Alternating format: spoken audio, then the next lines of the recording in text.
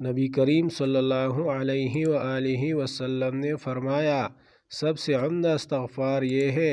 اے اللہ تو میرا پالنے والا ہے، تیرے سوا کوئی معبود نہیں، تو نے مجھے پیدا کیا اور میں تیرا بندہ ہوں، اور میں تیرے عہد پر قائم ہوں اور تیری وعدہ پر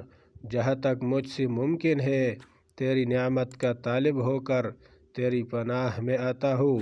اور اپنے گناہوں سے تیری پناہ چاہتا ہوں، پس تو میری مغفرت فرما، کیونکہ تیرے سوا گناہ اور کوئی نہیں معاف کرتا۔ میں تیری پناہ مانگتا ہوں اپنے برے کاموں سے۔ اگر کسی نے رات ہوتی ہی یہ کہہ لیا اور اسی رات اس کا انتقال ہو گیا تو وہ جنت میں جائے گا، یا فرمایا کہ وہ اہل جنت میں ہوگا، اور اگر یہ دعا صبح کے وقت پڑی اور اسی دن اس کی وفات ہو گئی تو بھی ایسا ہی ہوگا۔